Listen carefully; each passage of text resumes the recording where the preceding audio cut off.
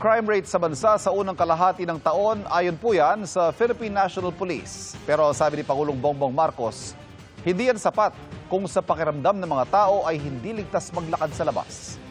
Yan ang tinutukan ni John Consulta sa kanyang SONA Special Report.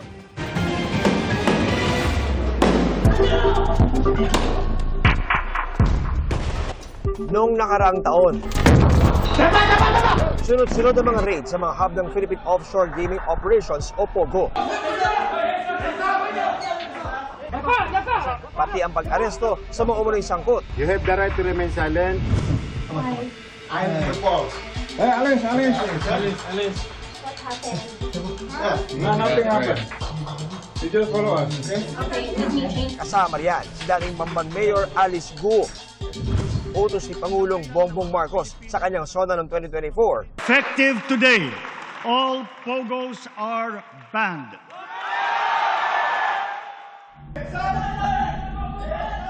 Patuloy ang pagtugis sa mga illegal pa ring nag-ooperate.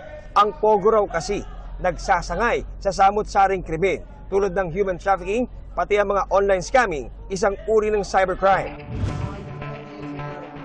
Isa ang cybercrime sa nakikita ng Volunteers Against Crime and Corruption o VACC na talamak sa bansa ngayon. Sa Social Weather Station Survey noong September 2024, dumami ang mga pamilyang nagsabing nabiktima ng cybercrime kumpara sa Hunyo ng parehong taon.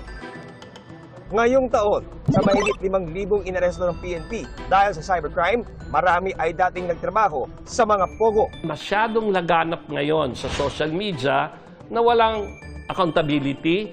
It is about time na matutukan din to. How about us, na mga simpleng tao, pero biktima nitong mga ganitong krimen?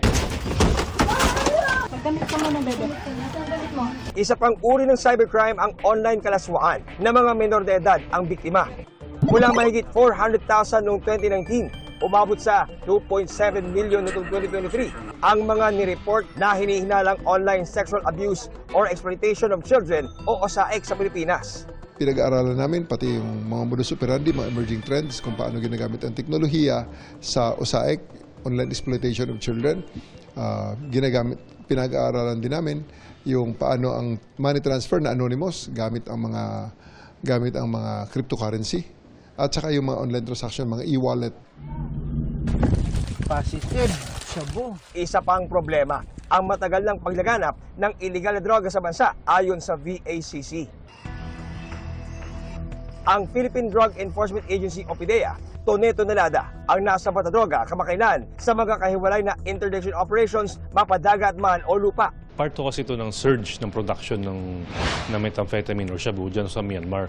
They are supplying not only Asia but also the whole Asia-Pacific region. So kasama rin dyan ang Australia.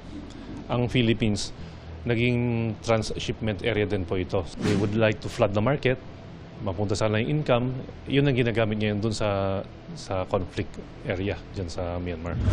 Droga ang isa sa mga pinatututukan ni Pangulong Marcos. Sabi niya noong 2023, The campaign against illegal drugs continues, but it has taken on a new face. It is now geared towards community-based treatment. ayon sa PDEA, pababa ng pababa ang bilang ng drug-affected barangays sa Pilipinas. Sa mga nakalipas sa taon, nadagdagan ang mga drug user at pusher na sumailalim sa barangay drug clearing program tulad ng rehab. Gayunman, nanganganak ang problema sa droga na minsay konektado sa common crime. Ayon sa PNP, yung focus crimes o yung mga krimeng madalas nangyayari at direktang nakakapekto sa public safety tulad ng theft, rape at murder, halos 23% na mas bababa sa unang kalahati ng 2025 kumpara sa parehong panahon noong 2024. Gayunman, sabi ng Pangulo, even if the statistics are telling you crime rate is down, drug seizures are up, that's not enough. People should feel comfortable to walk in the night around their neighborhood, that they can send their child to the sari-sari store.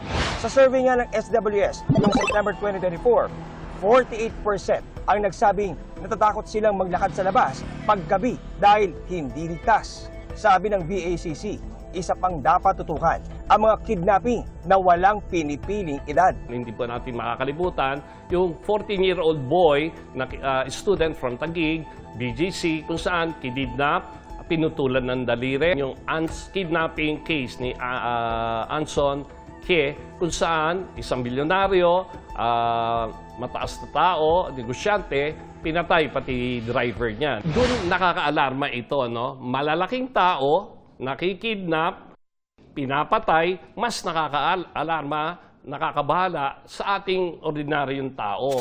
Sa unang quarter ng taon, 15 ang kidnap for ransom cases na naitala ng PNP.